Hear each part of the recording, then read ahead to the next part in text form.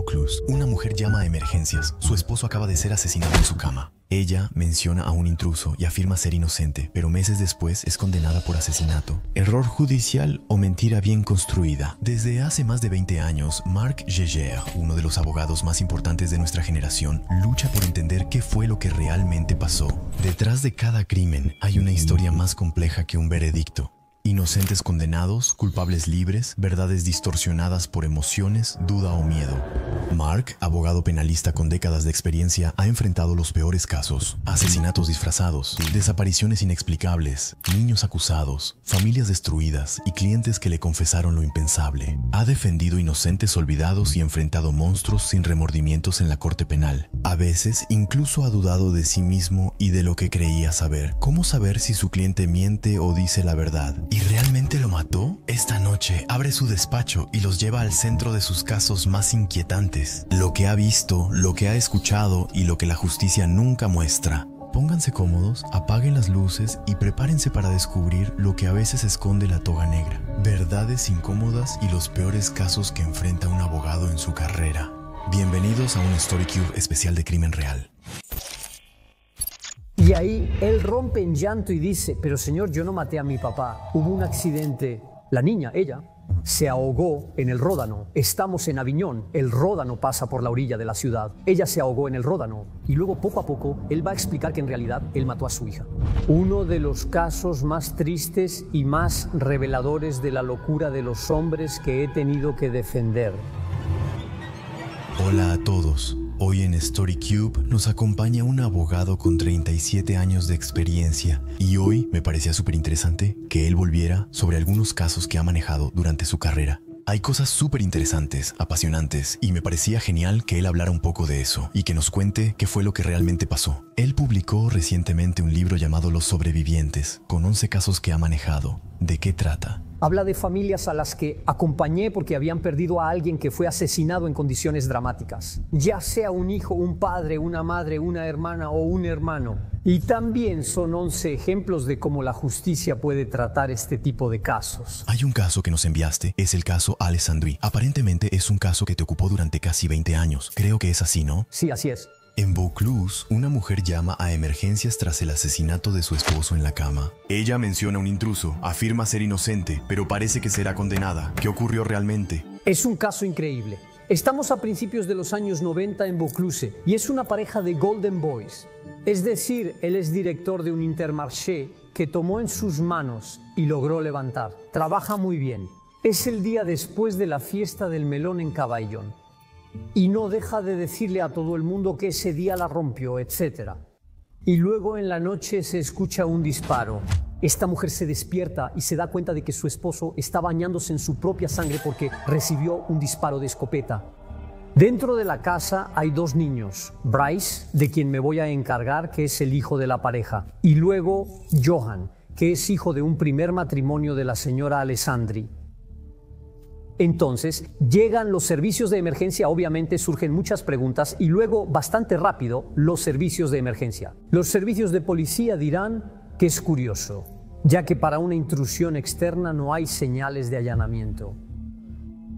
Así que, de inmediato, va a haber una duda sobre si realmente fue un grupo de delincuentes el que vino, lo cual habría sido totalmente plausible. En esa época, en nuestra región, abundaban historias así, donde los delincuentes entraban a las casas de los comerciantes, tomaban a la familia como rehén, se llevaban al gerente, iban a la tienda o al negocio con él para sacar lo que había en la caja fuerte. Mientras los otros cómplices controlaban a la familia, eso no sucederá. Entonces, ¿qué piensan ellos? ¿Piensan que tal vez sería ella la que habría...? Creen que es un asunto familiar privado, que ocurrió algo entre quienes estaban en la casa. Es decir, o la esposa o uno de los 2 hijos. ¿Cuántos años tienen? En ese entonces, eso es lo que iba a decir. En ese entonces, Bryce, a quien voy a acompañar durante todo ese periodo, él tiene 11 años. Johan es un poco mayor, tiene 17 años, creo. Sí, 17 años en el momento de los hechos. Y el problema de este caso, como suele pasar en los errores judiciales, es que los investigadores van a partir de una convicción, la convicción de que esto lo hizo alguien de adentro. Buscarán que las pistas coincidan con su convicción, aunque en realidad no habrá ninguna. Por ejemplo, Este hombre muere por un disparo de escopeta, pero no hay escopeta ni armas en la casa. Hay toda una serie de cosas así que presentan dificultades.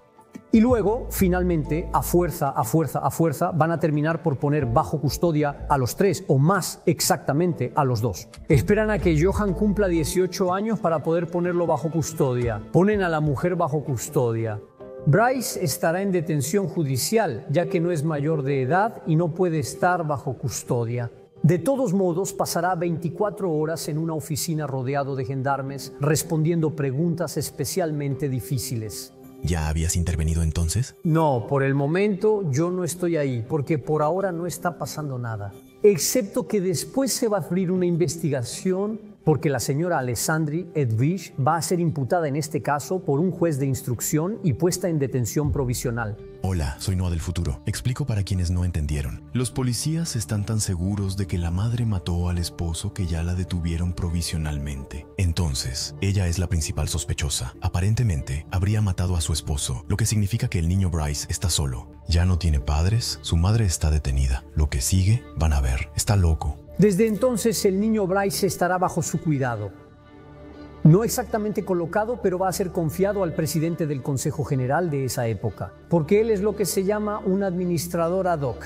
Eso significa que cuando tienes a tu padre que ha muerto y a tu madre que es sospechosa de haber matado a tu padre, como eres menor de edad, no puedes ser representado por ninguno de los dos. El presidente del Consejo General te representará en el procedimiento. Ahí entro yo, pues seré designado por el presidente del Consejo General para defender a Bryce. Y siempre me voy a acordar de la primera vez que conocí a este chico.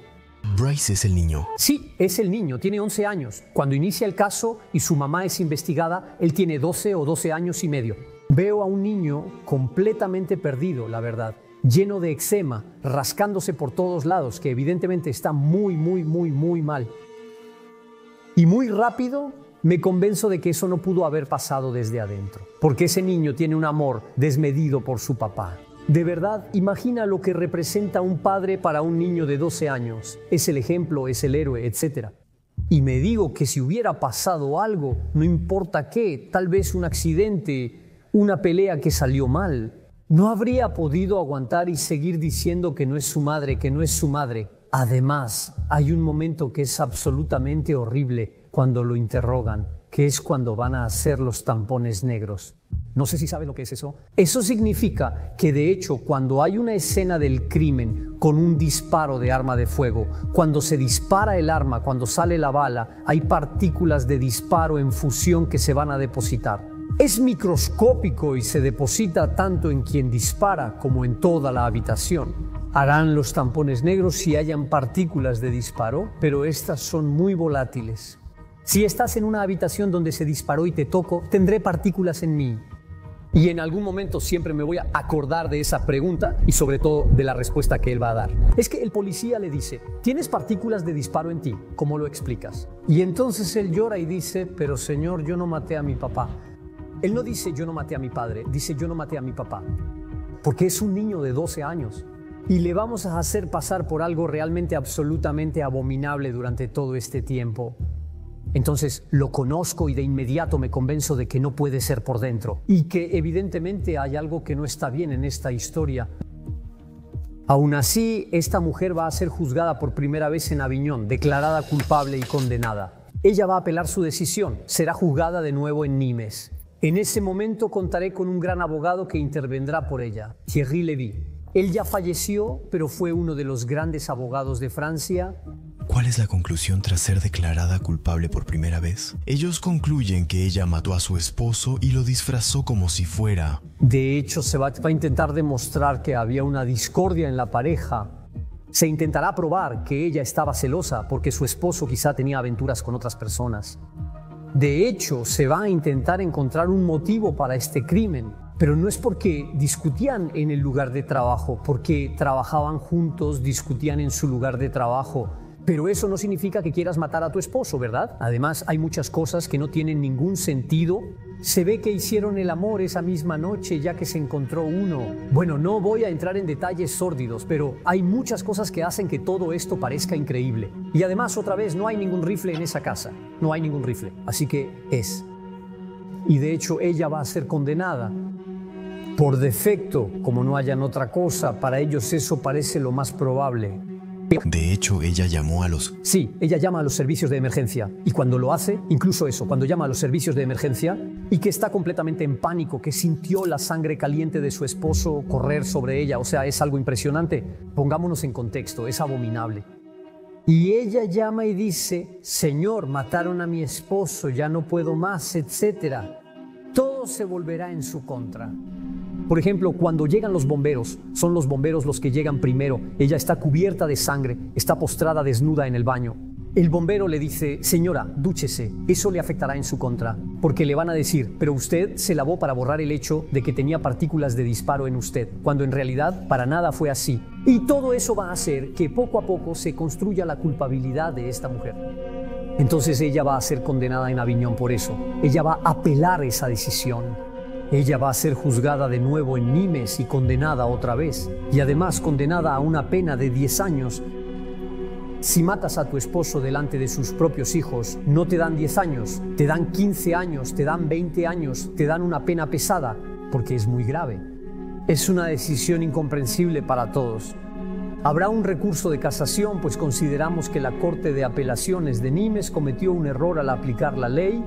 En ese momento la decisión de Nimes será anulada y el caso se juzgará de nuevo ante la Corte de lo Penal en Lyon. Y cuando llegamos a Lyon, entonces ahí tenemos... ¿Usted está ahí en ese momento? Sí, yo estoy ahí en los tres, yo.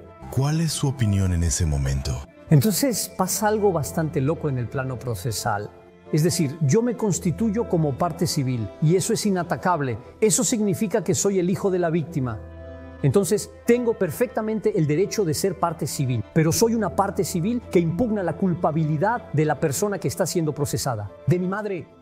Y eso va a dar cosas absolutamente increíbles, ya que hay otras personas que son partes civiles. La familia del que falleció, su hermano, sus padres también son partes civiles, pero están convencidos de la culpa de Edwige. Para los que no saben, ¿qué es exactamente ser parte civil? Ser parte civil significa ser víctima, directa o indirectamente. Por ejemplo, perder a un ser querido, como en Los sobrevivientes. Y tienes derecho, de hecho, a pedir una indemnización por el daño que sufriste.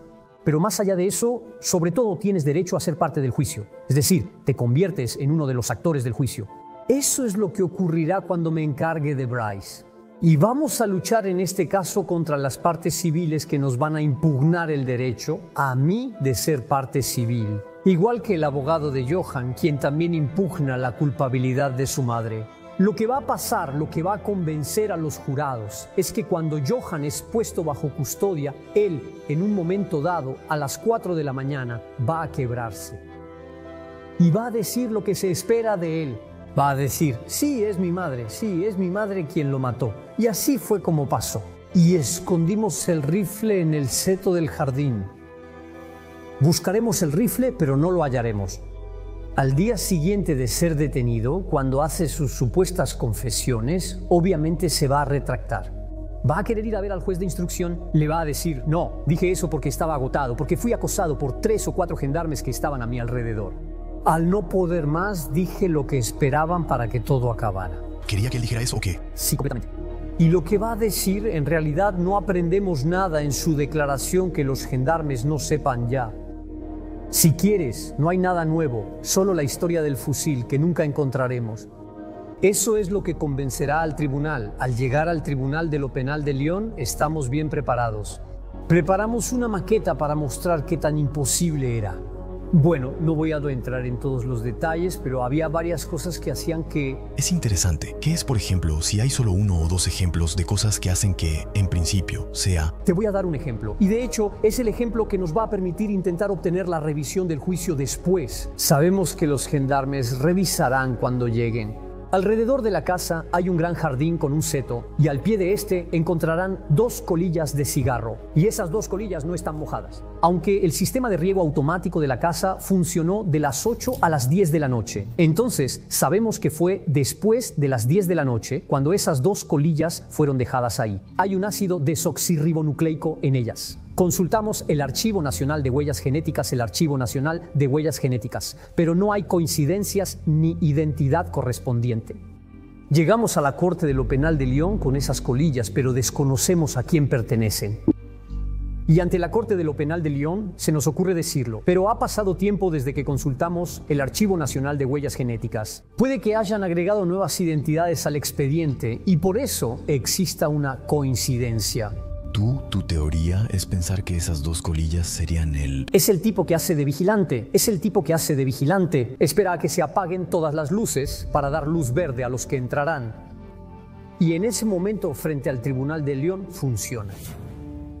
Y encontramos la identidad de un tipo que es conocido por hacer robos, que tiene antecedentes penales, etcétera, etcétera, y que pertenece a un grupo que conocemos. Y todos esos tipos son conocidos. ¿Y esas colillas estaban en el domicilio de...? Sí, estaban frente a la puerta, bueno, más o menos, a 10 metros de la puerta, bien escondidos detrás del seto. Como si yo estuviera ahí, fumando y esperando para asegurar que todo esté bien antes de que entren los demás. Y vamos a defender todo eso, pero lamentablemente, al presentar el caso, aún no recibimos respuesta del Archivo Nacional de Huellas Genéticas. Ahí es donde los abogados defensores van a cometer un error fundamental, es que debimos haber pedido que el caso se suspendiera en ese momento y esperar la respuesta. No esperamos. Es un error, porque pensamos que tenemos todo lo necesario para obtener la absolución de esta mujer. Desafortunadamente, ella va a ser condenada una vez más, otra vez a 10 años. De hecho, más tarde nos enteramos por algunos miembros del jurado que violaron la ley, porque nos hablaron y nos dijeron lo que había pasado durante la deliberación. Inicialmente votaron la inocencia de esta mujer, pero el presidente del tribunal les pidió repetir la votación. Y a fuerza de acosarlos, terminaron por obtener la culpabilidad de esta mujer. Semanas tras el veredicto de Lyon, coincidimos con el Archivo Nacional de Huellas Genéticas y resulta ser un ladrón conocido, etc. Con eso vamos a intentar obtener la revisión del juicio, lo cual es un procedimiento sumamente complicado en Francia, porque en Francia, como en todos lados, la justicia no acepta que le digan que se equivocó. Así que estamos intentando conseguir eso. Se obtiene información adicional, es decir, la Corte de Casación, que es la encargada de revisar la solicitud de revisión, va a decir: de acuerdo, tal vez haya algo que investigar. Haz una investigación. Te lo resumo porque esto sería muy largo. Sin problema, tenemos tiempo. Finalmente se va a designar a un juez de instrucción. Este juez está convencido de la culpabilidad de Edwige y hará su trabajo de forma descuidada. Edwige, entonces es la... Edwige es la mujer, es la que fue condenada 3 veces por ese caso. Y al final ese suplemento de información no servirá de nada porque será hecho de manera apresurada por ese juez de instrucción que no quiere que se pueda decir que la justicia se equivocó en algún momento. Y no obtendremos la revisión de este juicio.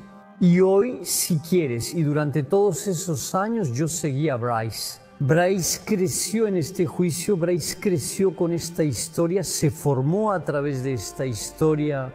No puedo decirte cómo se percibe la justicia en Francia porque está muy degradada, por decirlo menos. Pero fue muy emotivo para mí empezar asistiendo a un niño y terminar asistiendo a un joven, la verdad. Siempre con la misma convicción y con la misma voluntad de decir, pero mi madre no mató a mi padre. Hay que ver hasta qué punto fue un momento particularmente difícil. Y hay mucha amargura cuando uno es abogado y sabe que la justicia se ha equivocado y no logra hacer que lo reconozca. Por eso no es un fracaso, en el sentido de que no era yo quien aseguraba la defensa de Edwige, sino por Brice. Me hubiera gustado que ese chico lograra lo que buscaba y pudiera reconciliarse con una justicia que él ha dañado durante años. Es una locura. Entonces, hoy por fin... Actualmente esta mujer está condenada. Y a menos que en algún momento uno de los tipos que hizo eso sintiera remordimiento, tuviera cáncer, estuviera a punto de morir. Y que ya que iba a morir, iba a decir la verdad. Nunca sabremos la verdad. Además, sabemos quiénes son, conocemos sus nombres, casi con total certeza.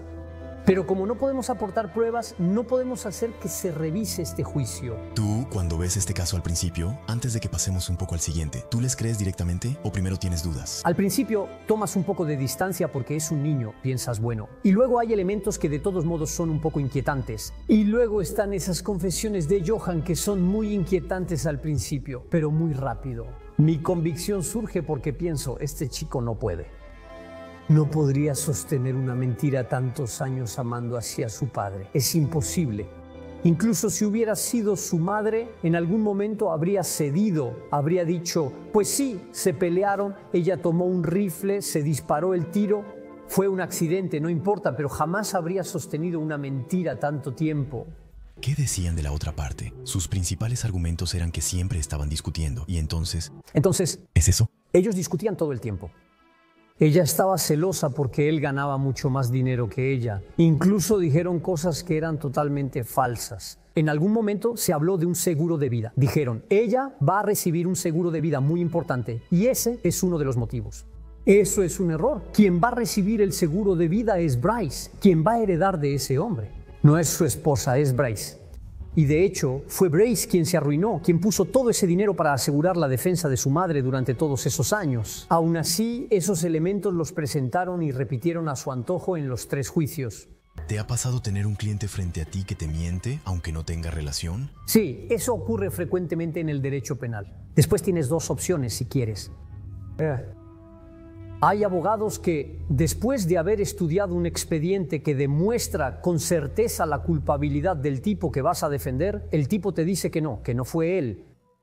El abogado afirma, tengo mandato de decir que no es él, así que lo sostengo. Yo no puedo hacer eso. Cuando un tipo me dice que no es él, reviso el expediente y veo que todo lo incrimina. El tipo está siendo procesado por haber hecho un asalto, hacemos un cateo en su casa. Está el arma usada en el asalto, los billetes robados y su ácido desoxirribonucleico en la escena. Todo está ahí. Y le digo, mira, escúchame, hay 2 opciones. O quieres que te defienda, pero en ese caso te voy a defender diciendo la verdad, eres tú. Pero voy a explicar en qué contexto por qué vas a hacer eso. Porque tienes un recorrido de vida que hace que sea así. Y en un momento dado, en un instante específico de tu vida, no encontraste otra solución más que cometer un crimen.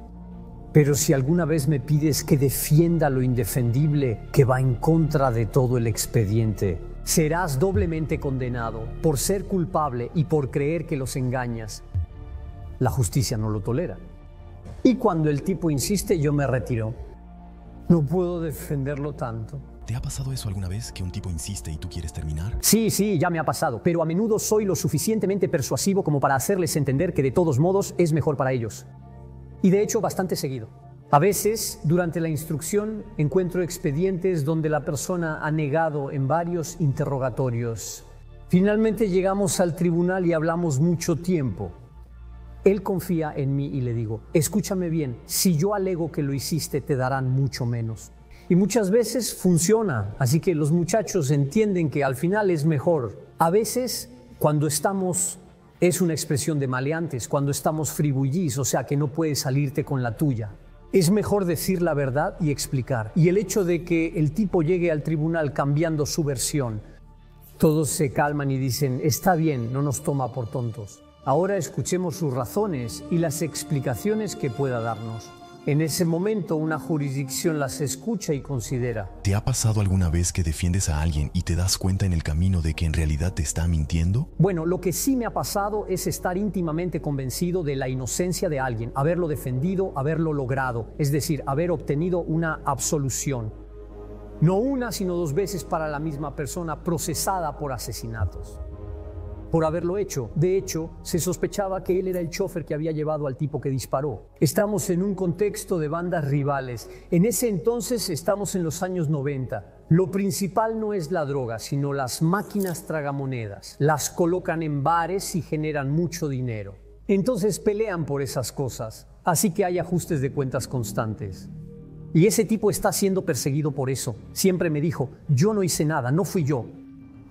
Y voy a convencerme de que no fue él, porque no tengo nada en el expediente que realmente lo incrimine de verdad. Si quieres, no tengo pruebas irrefutables de su culpabilidad y voy a defenderlo. Y en esa época yo era muy joven. Estamos a principios de los años 90. Acabo de llegar al sur. Creo que hace 3, 4 años tal vez que defiendo en los tribunales. Y todavía tengo ese ímpetu y ese entusiasmo de los abogados jóvenes. Y realmente voy a luchar, a esforzarme por él. Y logro ganar el caso. Y unos años después, porque la gente termina hablando en el medio, y cuando eres abogado penalista, a menudo te hablan. Y sabría que en realidad era él, ¿Cómo te sientes? ¿Tienes remordimientos? ¿Te dijiste que al final solo hiciste tu trabajo? Sí, de hecho es eso. De hecho, fue complicado al principio porque pensé que, efectivamente, al final ayudé a que un culpable fuera declarado inocente. Y luego pensé, pero no eres tú, es el expediente. Si el expediente hubiera probado la culpabilidad de ese tipo, tú habrías hecho lo que quisieras. Habrías sido declarado culpable y condenado. Ahora bien, el trabajo de un abogado, voy a ser chocante, el trabajo de un abogado no es ir a buscar la verdad. La pregunta que uno debe hacerse cuando es abogado defensor es decirse, ¿es que existen pruebas que confirmen la culpa de mi defendido? Si no, debes argumentar la duda, ya que la ley indica que ésta favorece al acusado. Así que, en realidad, alegué conforme a mis obligaciones profesionales y deontológicas. Entonces, en el fondo, aunque moralmente se sienta un poco extraño, hice lo que tenía que hacer. Y si no lo hubiera hecho, no habría hecho mi trabajo. Hay otro caso que mencionaste, el de Hélène. No sé si lo incluyes en el libro. Sí, es el último caso del que hablo en el libro, del de Hélène. Es uno de los casos más tristes y más reveladores de la locura de los hombres que he tenido que defender. Esta mujer es de origen español y todos los veranos va a pasar sus vacaciones a España con su familia, donde se reúne con los primos, y uno de sus primos hermanos, ella lo encuentra muy guapo y luego termina estando con él, enamorándose de ese chico. Ellos van a vivir en España al principio. Él ya es muy violento, bebe mucho, pero ella sigue locamente enamorada. En España, casarse con alguien es quizá más fuerte que en Francia. Las convicciones religiosas son muy importantes, así que no se separan. Al final van a llegar a Francia porque ella trabaja en Francia. Él también va a venir, van a tener un hijo, una niña. Esa niña nace con una discapacidad, no es grave, pero eso significa que cuando tiene 12 años, en su mente tiene 5 o 6, si quieres. Los golpes continúan, él bebe cada vez más, ella solo trabaja y él no hace nada. Cada vez es más difícil para ella. A pesar de todo, no es un mal papá, cuida bien a su hija. Y luego, en un momento dado, se volvió demasiado. La violencia se volvió demasiado fuerte, por eso ella va a separarse de él.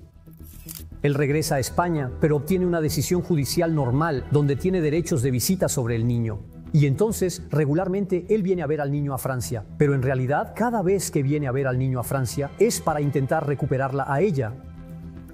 No deja de decirle, estamos hechos el uno para el otro, debemos estar juntos, pero me estoy tratando y hago terapias.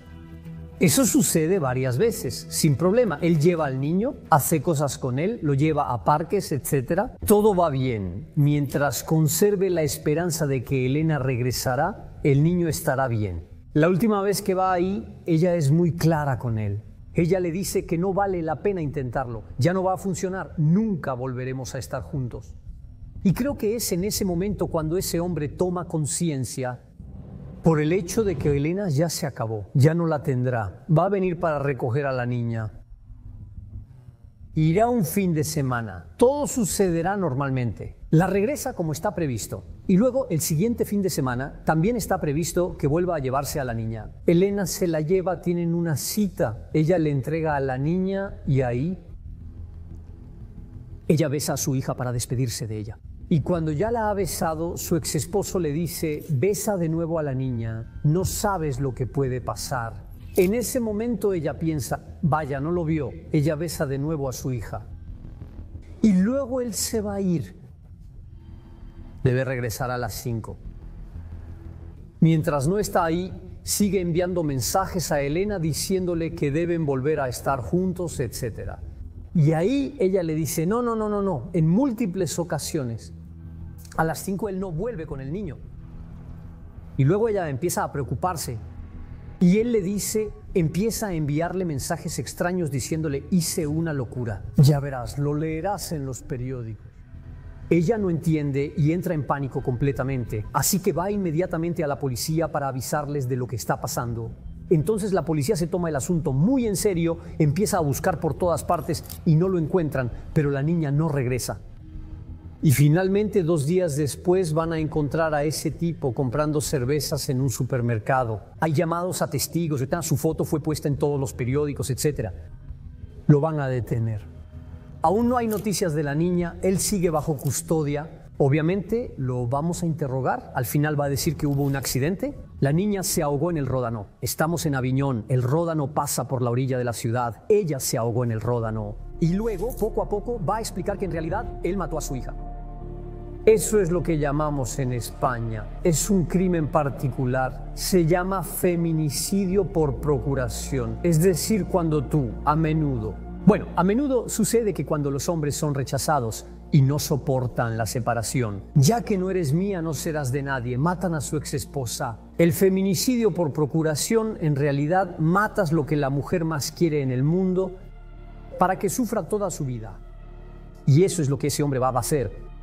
Vamos a encontrar a esa niña entre los juncos, a la orilla del Ródano. Tiene los pies y las manos atados. Fue atada por su padre, quien la arrojó al agua. En fin, es un caso abominable. Y entonces, ese hombre será juzgado, recibirá la pena máxima en Aviñón y será condenado a cadena perpetua. Apelará la decisión, no sabemos por qué. Y es Elena quien me explica por qué. Ella me dice, porque mientras haya un juicio, él me ve, mantiene un vínculo conmigo y eso es lo que él quiere. ¿Tú representas a Elena entonces? Sí, represento a Elena, a la tía y a toda la familia.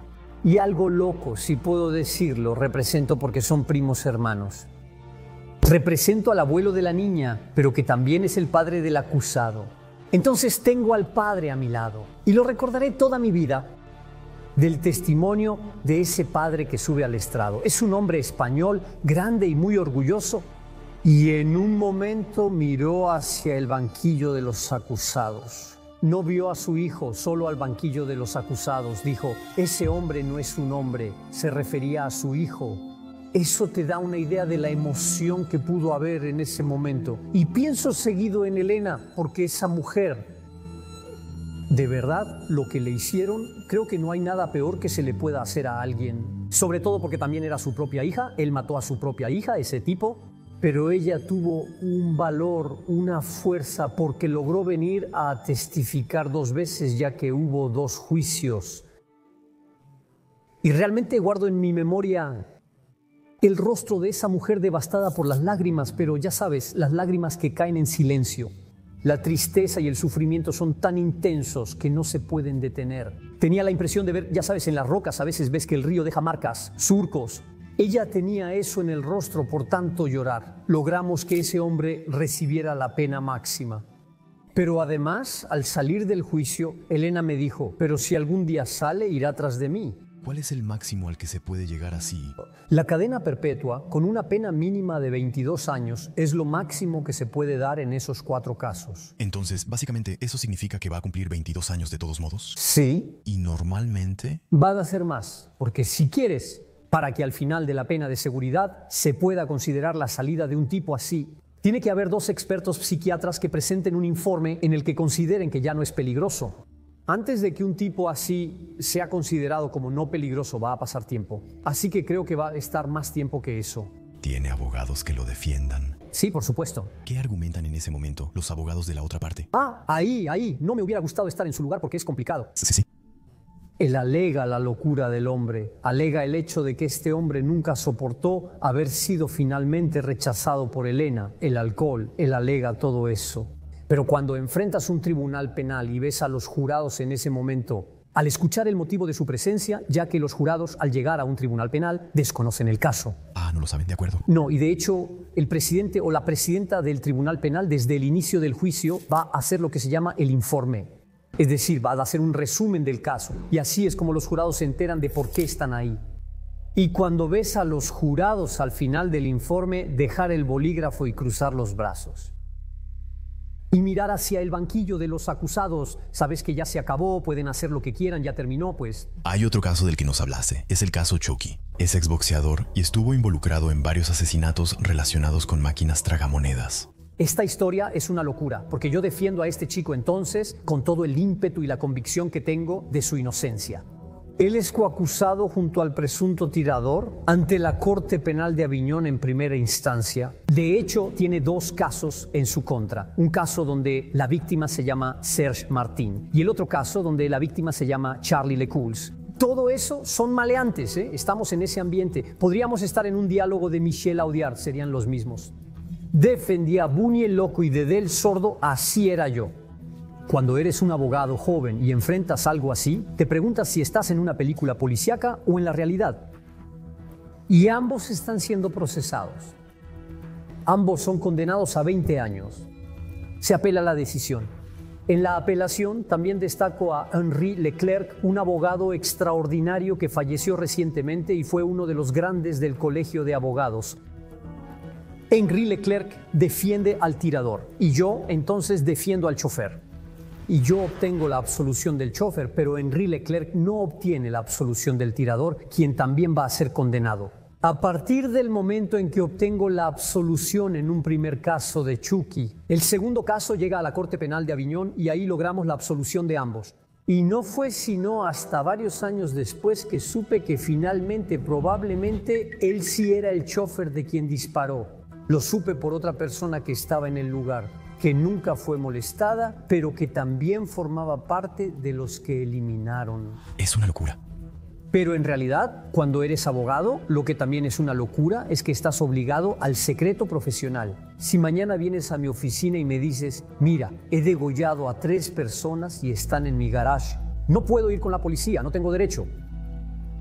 Es bastante loco. Y entonces, de hecho, yo recibí confidencias de ciertas personas. A veces me ponen los pelos de punta, pero no puedo hacer nada ni hablar de ello. ¿Te ha pasado que alguien te pide defenderlo, pero crees que no puedes ayudar, que ya está perdido y recibirá la pena máxima? O sea, que en cualquier caso, nunca voy a poder hacer nada. Llevo más de 35 años en derecho penal, pero defiendo a muchas víctimas y hay acusados a los que me niego a defender. Como defiendo a niños víctimas de violencia, especialmente y a mujeres, nunca he podido defender a Solo una vez. Vengo del Colegio de Abogados de París, donde juré en 1988. Estuve 2 años antes de mudarme al sur. Como abogado joven, el decano puede asignarte casos de oficio y debes aceptar defender a quien te indique sin discusión. Excepto si la persona en cuestión le escribe al decano diciendo «quiero a otro». Y a mí me asignan para asegurar la defensa de un tipo que había violado a su hija. Él estaba en la cárcel, voy a verlo a la cárcel, yo era muy joven, tenía 27, 28 años, voy a verlo a la cárcel, me topo con un tipo. La caricatura hasta el mastín es realmente impresionante. Y le digo, mire señor, creo que va a tener que escribirle al presidente del Colegio de Abogados para que le designe a alguien más. El tipo sorprendido pregunta por qué. Respondo, si fuera por mí le dispararía 2 veces en la cabeza, así que no puedo defenderlo. Me dijo, está bien, ya entendí, y escribió, así me quitaron ese caso.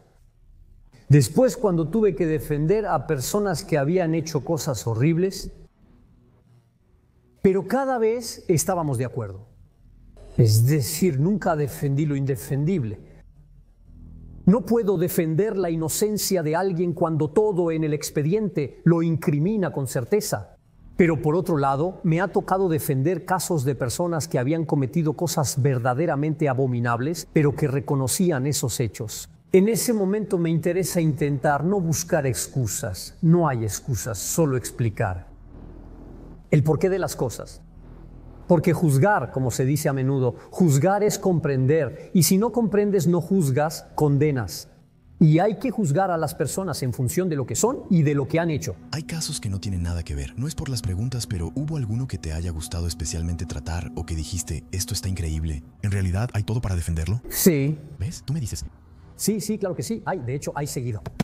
Tú sabes, seguido. Quizá al principio de mi carrera más, porque hay que recordar que al principio de mi carrera el ácido desoxirribonucleico no existía. No teníamos todas esas pruebas científicas que son imprescindibles. Entonces, a menudo tenemos lo que llamamos un conjunto de indicios, la presencia del tipo cerca del lugar, cerca de los hechos, etcétera, etcétera. ¿Tienes un ejemplo así de cosas donde te dijiste la verdad? Sí, tuve un ejemplo, de hecho le mando un saludo. Es María Cristina. En esa época estábamos en un periodo donde no había apelación. En esa época, cuando un tribunal de lo penal tomaba una decisión, la ley francesa consideraba que era la expresión de la voluntad popular. El pueblo era quien juzgaba como jurado, por eso no se podía apelar esa decisión. y me encuentro designado para defender a esta María Cristina que está siendo procesada por el asesinato de su amante. De todas formas, es impresionante. No está mal, no está mal. Y el lugar es una casa un poco perdida. El tipo estaba haciendo remodelaciones en su casa. Ella estaba con él y en un momento llama diciendo: mira, lo encontré al pie de la escalera, está muerto. De hecho, cuando llegan los policías y ven el cuerpo, efectivamente está muerto porque recibió una puñalada, de todas formas. Y cuando levantan el cuerpo hay un charco de sangre y en el charco de sangre está la huella del pie de María Cristina. Entonces uno piensa, por eso la procesan. Llegamos al Tribunal Penal y en esa época el Tribunal Penal estaba en Carpentras. Llegamos al Tribunal Penal y me digo, ¿pero qué voy a poder decir? Porque es un poco complicado. Claro, ella siempre dijo, no fui yo. Ella explicó que en realidad el propietario del lugar había venido. Él se había peleado con él y que probablemente eso fue lo que provocó la muerte de ese hombre. Y luego me doy cuenta que ese hombre, el propietario, es un ex policía. Y voy a elaborar una historia absolutamente increíble diciendo, pero sí, pero en realidad, siembro la duda ante el jurado diciendo, pero María Cristina no tenía motivo para matar a su amante, pues lo quería mucho. Además, él proveía y financiaba su vida, entre otras cosas. En cambio, el policía tenía un problema con él. Bueno, el ex policía tenía un problema con él. No estaban de acuerdo sobre el precio de la casa, no estaban de acuerdo sobre la financiación de las obras. Y luego, al salir de la casa, ¿por qué tomó esa ruta el ex policía en vez de ir directo a donde debía ir? Y al final, logré sembrar la duda en la cabeza de algunos jurados, ya que en ese entonces había 9 jurados y 3 magistrados profesionales. Y para que se votara una culpabilidad se necesitaban 2/3 de los votos, es decir, de 12 personas, se necesitaba que 8 dijeran que era culpable. Si lo traduces al revés, si convences a 5 jurados de la inocencia, la persona no puede ser condenada y es absuelta. Tras 5 o 6 horas de deliberación, yo estaba seguro de que sería condenada. Había hecho lo que pude porque pues no sabía. Tenía elementos que tal vez me permitían sembrar la duda, pero era algo muy sutil. Y es absuelta. En ese momento la absolución es definitiva porque el fiscal no puede apelar. Y durante años fue una historia de la que hablamos con quienes estuvieron presentes. El abogado general. En un tribunal pequeño todos acabamos conociéndonos. No somos amigos, pero nos respetamos y hablamos de los casos. Ese caso nos ocupó años, hablamos de María Cristina mucho tiempo. ¿En algún momento ella te confesó algo? No. Ella siempre me dijo que no lo había hecho. No podría haber hecho eso si ella me hubiera dicho sí, fui yo. Porque ella también tuvo una vida difícil y yo podría haber defendido su personalidad y argumentado mucho. Aunque la hubieran declarado culpable y condenado, no le habrían dado una pena muy severa. Porque ella había tenido una vida absolutamente horrible. Hay un último caso que me pareció interesante tratar en el episodio. No sé si lo mencionas en el libro o no, pero es el caso de Magali. Creo que es un caso bastante particular, porque creo que la persona a la que defendiste después se convirtió en tu esposa, ¿o me equivoco? Sí, bueno, eso es exactamente eso. ¿Cómo sucedió? ¿Qué pasó? De hecho, en ese entonces conocí a Magali. Ya trabajaba con Jean-Luc Delarue, quien era un productor que lamentablemente falleció y que era un presentador famoso en la televisión de Francia. En 2006, este hombre obtuvo un espacio diario a las 2 p.m. en France 22, donde presentábamos un programa de testimonios con invitados que hablaban sobre un tema. Y luego él quiso traer consigo un equipo de expertos. Como en los talk shows de Estados Unidos, tienes al conductor y a un psiquiatra, psicólogo, abogado y dietista. Bueno, y cada vez que el tema lo permite, hay estos expertos que están ahí para apoyar al conductor y para explicar a la gente cómo funciona. En 2006 me propone participar en este programa, lo cual acepto, obviamente. Y luego la vida hace que él deje de conducir el programa y Sofía Davant lo presente. En 2011 hacemos un programa sobre Fui testigo de un crimen. Veo entre los invitados a una joven que se llama Magali y que viene porque fue testigo del asesinato de su hermano. Los dos iban en moto, cada uno en una moto diferente, y se toparon con un loco al volante. Y ese loco terminó persiguiendo a su hermano con su coche. y lo embistió de verdad. Lo apuntó, lo embistió para matarlo. ¿Embistió la moto con el coche? ¿Magali iba atrás o solo fue testigo? Ella no iba en la misma moto, iba en otra moto, pero venía detrás y vio todo eso en vivo. Y debo decir que me impacta la intensidad de la emoción que transmite, la tristeza que siente. Y fue muy curioso porque al mismo tiempo tenía una mirada triste pero siempre sonriente. Ya sabes, esas personas que siempre intentan ocultar su profunda tristeza detrás de una sonrisa deslumbrante. Era bastante impresionante. El juicio no había tenido lugar. Y unos meses después, ella me pide que defienda a su familia, a ella y a sus padres, etcétera, a toda su familia en el juicio. Eso haré. Estamos en 2003 en Colmar. ¿Cuál es el reto? ¿De qué se trata? Que el acusado sea declarado culpable y sentenciado. Y el juicio va a tener lugar, ese chico será declarado culpable y condenado, y luego yo voy a ir. En ese entonces yo estoy casado, tengo 3 hijos con otra esposa, así que mantenemos vínculos, pero ella también está casada. Bueno, eso, cada quien tiene su vida, pero seguimos manteniendo vínculos. Nos escribimos con bastante regularidad, nos contamos novedades. Recibo a su hija para hacer una pasantía. La tuve en todas las etapas de su vida, en segundo de secundaria, en tercero y después cuando era estudiante de Derecho. Y luego después la vida hace que yo me divorcie, que ella también se separe de su esposo y nos vamos a acercar más. Y hoy efectivamente estamos marido y mujer. Es increíble. ¿Y al final lograron que el acusado fuera? Sí, bueno, no tanto como hubiéramos querido, pero eso también es algo importante de decir, que cuando defiendes a las víctimas hay que decirles de inmediato que la sanción que se va a dictar. Ninguna pena igualará su sufrimiento, porque perder a un hijo, hermano o madre es irreparable. Ellos suelen decir, nosotros tenemos cadena perpetua, es decir, que hasta el final de nuestra vida tendremos ese dolor dentro de nosotros. Mientras que la persona que cometió los hechos será condenada, va a pasar 10, 15, 20 años en prisión y después sale y retoma su vida. No es eso lo que se debe buscar. Cuando defiendes a las víctimas, lo que se necesita, lo que es imprescindible, es que su palabra sea reconocida y por lo tanto que la persona sea declarada culpable. Eso es, culpable de los hechos, eso es lo importante. Después, la sentencia, esa no te corresponde a ti. Es la sociedad la que sanciona a uno de sus miembros porque ha cometido algo absolutamente abominable. Pero tú no tienes control sobre eso. ¿Alguna vez has tenido personas que se quiebran durante un juicio, que de repente confiesan todo o algo así? Ya lo he vivido siendo parte civil, estando del otro lado. Me acuerdo de un tipo, un exlegionario. De hecho, puedo decir su nombre, ya que el juicio era público, ¿verdad? Jorge Stinis, procesado por Juco, con tortura y barbarie contra 3 mujeres.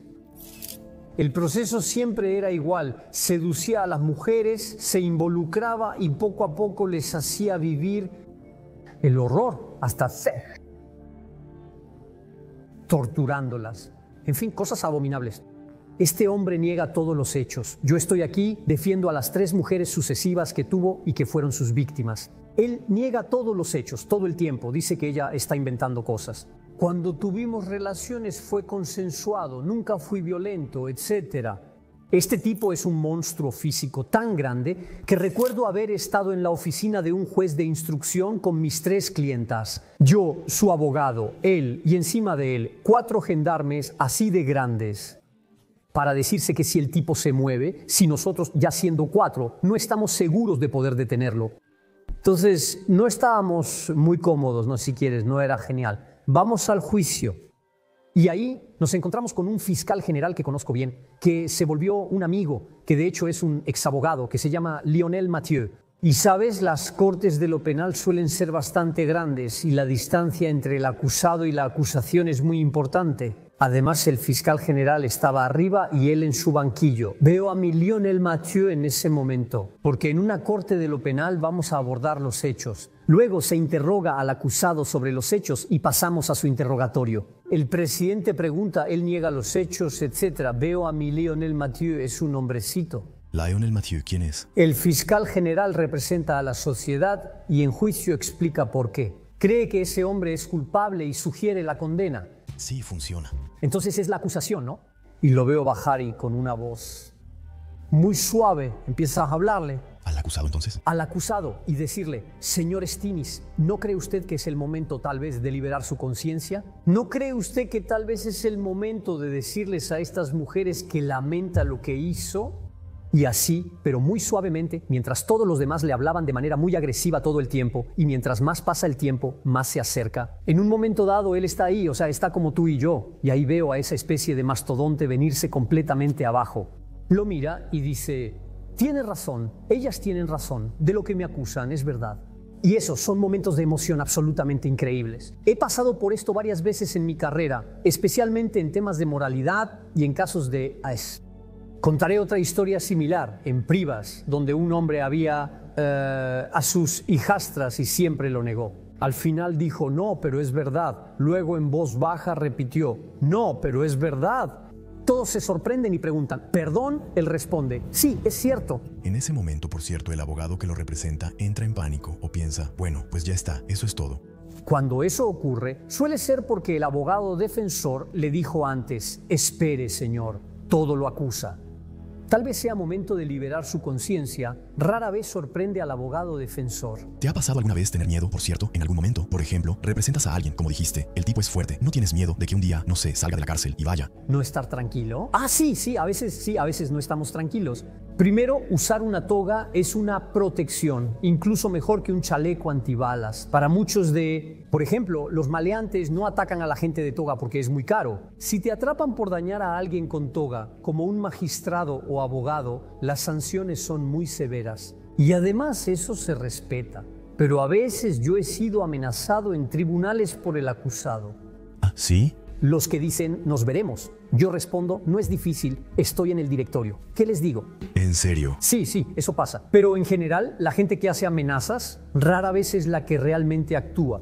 Así es, hay que cuidarse más de los que no hablan. Gracias, maestro Mark Yeager, por este primer episodio. Fue increíble. Disculpe, no hablé mucho, solo estuve escuchando. Estuvo súper interesante. Realmente fue una locura. Me alegra mucho. Obviamente lo recordamos. Mark, escribiste un libro. Hablas de 11 casos, especialmente dentro. Por cierto, ¿es tu primer libro o ya has hecho otros? Hace algunos años coescribí uno con un periodista que se llama El crimen y el niño, pero lamentablemente ya no se encuentra, está agotado, y era sobre casos de los que me ocupaba, donde defendía a los niños. ¿De qué trata este libro para quienes no lo siguieron desde el inicio? Este libro aborda 11 juicios distintos, pero no solo el juicio. Trata de 11 historias, de 11 encuentros con familias que han perdido a alguien en condiciones dramáticas, que han sido asesinados.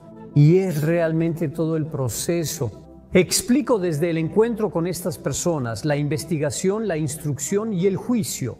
También están mis alegatos ahí. Y realmente explico desde la perspectiva de las víctimas lo que representa todo este proceso judicial. Súper interesante. Escuchen, para quienes estén interesados, obviamente, el enlace está en la primera línea de la descripción y en todas las librerías de la editorial Marreville. Terminamos el primer episodio. Si quieren participar en StoryCube, el correo aparece aquí. Pueden enviar un resumen de su historia o simplemente participar en StoryCube. Fue Noah con StoryCube. Que tengan una muy buena noche.